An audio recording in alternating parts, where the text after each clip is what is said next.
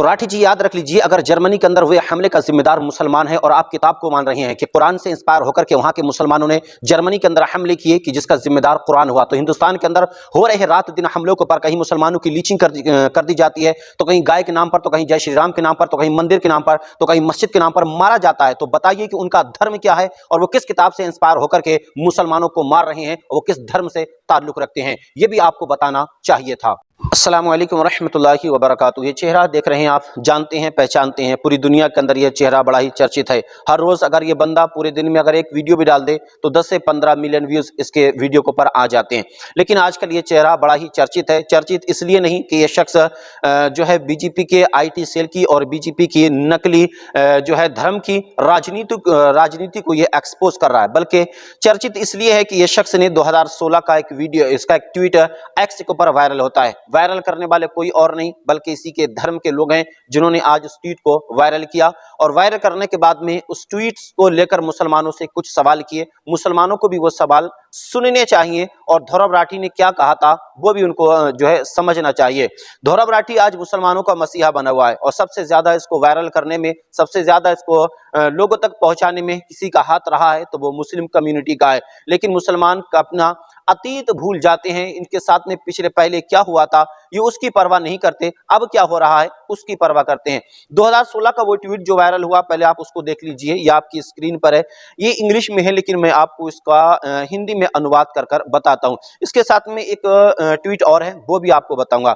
ये ट्वीट आप देख रहे हैं ये इंग्लिश में है लेकिन इसका हिंदी मैंने ट्रांसलेट कर लिया, गूगल से थोड़ी मदद ले ली है। तो गूगल क्या कहता है इसको हिंदी में यहीं पर देख लेते हैं। इसका हिंदी तर्जुमा होता है कि जर्मनी में पिछले सप्ताह 4 आतंकवादी हमले सभी सीधे तौर पर इस्लामी शरणार्थियों से संबंधित हैं और जर्मन सरकार की सबसे अच्छी योजना स्कूलों में अनिवार्य इस्लाम पढ़ाना है। यहां तक कि 10 साल का बच्चा भी जानता है कि इन हमलों का मूल कारण इस्लाम धर्म और संस्कृति विचारधारा है। पुरानी धार्मिक पुस्तकों, विशेष रूप से कुरान, अन्य धार्मिक पुस्तकों के सामान की अस्पष्टता कुछ लोगों को धर्मनिरपेक्षता, लैंगिक समानता, लोकतंत्र को स्वीकार करने के लिए अनिच्छुक होने और अन्य बेतुके रीति रिवाजों को अपनाने के लिए गुमराह करती है।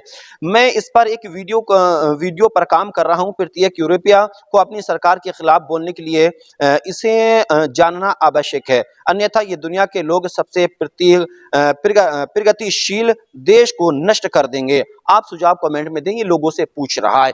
इसके बाद में एक ट्वीट इसने कुरान के ऊपर किया है। कुरान के ऊपर क्या ट्वीट किया है, इसने कहा है कि कुरान मुसलमानों का की जो किताब है, जो ग्रंथ है, और जो मुसलमान कहती हैं कि ये कुरान आसमानी किताब है, अल्लाह की तरफ से आई है, इसके अंदर भी उसने गलतियां बताई हैं। उसने कहा है कि इसके अंदर बहुत सारी गलतियां हैं, लेकिन जब मैं कुरान के ऊपर बोलता हूं तो लोग मुझे और मुसलमान मेरे ऊपर हावी हो जाते हैं। जैसे मैं दूसरे धर्मों के ऊपर बोलता हूं तो मुसलमान मुझे शाबाशी देते हैं।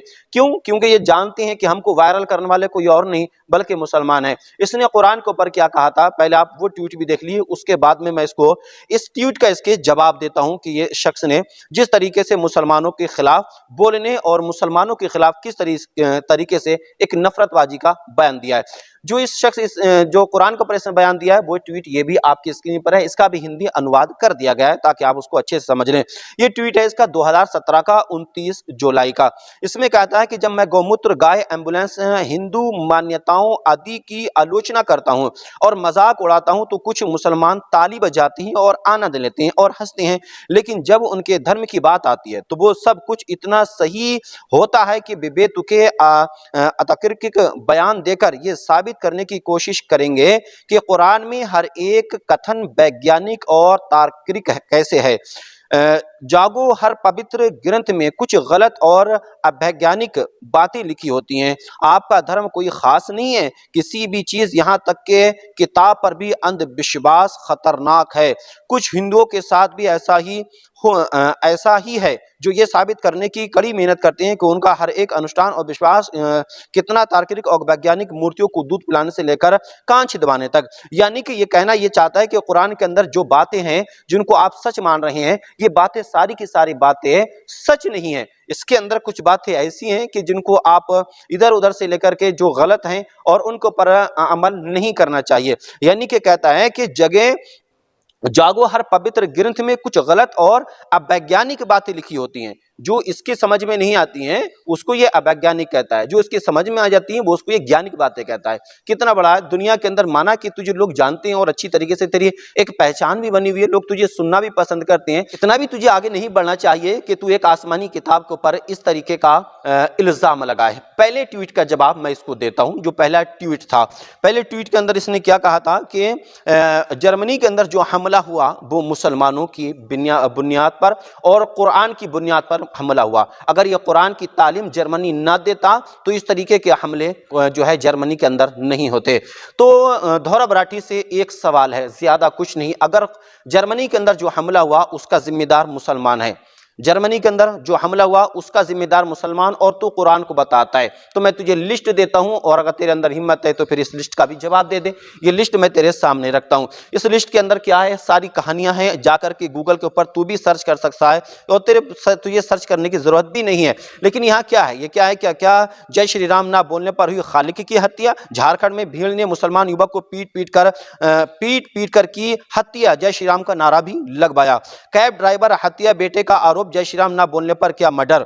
आगे चल, जय श्री राम का नारा न लगाने से इनकार करने पर मारे गए या हमला किए गए मुसलमानों की सूची, जय श्री राम राम बोलो। एनसीआर में मुस्लिम व्यक्तियों के हत्यारों ने कहा कि पुलिस ने हत्या की घृणा की, यानी कि अगर तुम्हें हिंदुस्तान के अंदर रहना है तो जय श्री राम बोलो वरना तुम्हें मार दिया जाएगा। आगे चल के एक नहीं, दो नहीं, 10 खबरें, हजारों खबरें तुझे गूगल के जाकर ऊपर मिल जाएंगी, कितनों को सर्च कर तुझे दिखाऊं। लेकिन तुझे इस चीज का जवाब देना जरूर चाहिएगा कि जब मुसलमानों के ऊपर तू ये बात को लगाता है कि कुरान से इंस्पायर होकर के जर्मनी के अंदर वो हमला किया गया, 4 हमले हुए जिसमें कुछ लोगों की मृत्यु हो गई, तो हिंदुस्तान के अंदर जो लोग हमला कर रहे हैं जय श्री राम का नारा लगवा करके, जबरदस्ती किसी को पकड़ करके गाय के नाम पर, जय श्री राम के नाम पर, मंदिर के नाम पर, कहीं तो यात्राओं के नाम पर, तो ये कौन सी किताब से इंस्पायर होकर के आए, ये किस धर्म के मानने वाले हैं। और तो कुरान की बात कर रहा है तो यार सुन ले मेरा भाई, कुरान 1400 साल और ये किताब आज भी वैसी है, ठीक जैसी ये कुरान किताब ये नाजिल की गई थी। इसके अंदर ना कोई नुक्ते की कमी हुई है, ना कोई जबर की कमी हुई है, ना कोई पेश की कमी हुई है, ना कि किसी डाउट की कमी हुई है। और याद रख ले, ये कुरान आज भी जैसा है ऐसा ही कयामत तक रहेगा, इसके अंदर कोई कमोबेशी नहीं है। और जो किताबों से तो इंस्पायर होकर के ये कह रहा है ना कि मुसलमान कुरान से इंस्पायर होकर के हिंदुओं की या दूसरे जो है धार्मिक लोगों की हत्या कर देते हैं, वो कुरान से इंस्पायर होकर हत्या नहीं करते।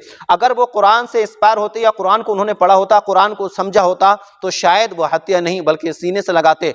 इस तरीके की जो घटनाएं होती हैं, जो घृण्य होती हैं, बहुत इनको पर जो है सोच और समझ कर बोलना चाहिए। कोई भी धार्मिक ग्रंथ हो, कोई भी धार्मिक किताब हो, लोग उससे इंस्पायर होकर के किसी की हत्या नहीं करते हैं, बल्कि उसके अंदर जो शैतान घुसा होता है ना दिल के अंदर, वो उसका शैतान उसको उकसाता है और वही इस तरह के गुनाह करवाने पर उसको मजबूर कर देता है। तो किसी भी धार्मिक लोगों को या धार्मिक ग्रंथ को बदनाम करने से पहले उस शख्स को देख लिया जाए, जो शख्स धार्मिक तो होता है, धर्म से एक ताल्लुक तो रखता है, लेकिन क्या वाकई में वो धर्म की ग्रंथों को पढ़ा है, धार्मिक है, क्या धार्मिक विचारधारा को वो मानता है। अगर मानता है तब तो उसके ऊपर एलिगेशन लगाओ, अगर नहीं मानता है तो उसके ऊपर एलिगेशन लगाना या किसी धार्मिक ग्रंथ के ऊपर एलिगेशन लगाना ये ठीक नहीं होगा। अगर कुरान के ऊपर इल्जाम लगा रहे हो तो तुम्हें इस बात का भी जवाब देना चाहिए कि हिंदुस्तान के अंदर JSR का नारा लगवा करके मुसलमानों की हत्या करने वाले ये किस किताब से इंस्पायर होकर के मुसलमानों को मार रहे हैं। अस्सलामु अलैकुम रहमतुल्लाहि व बरकातुहू।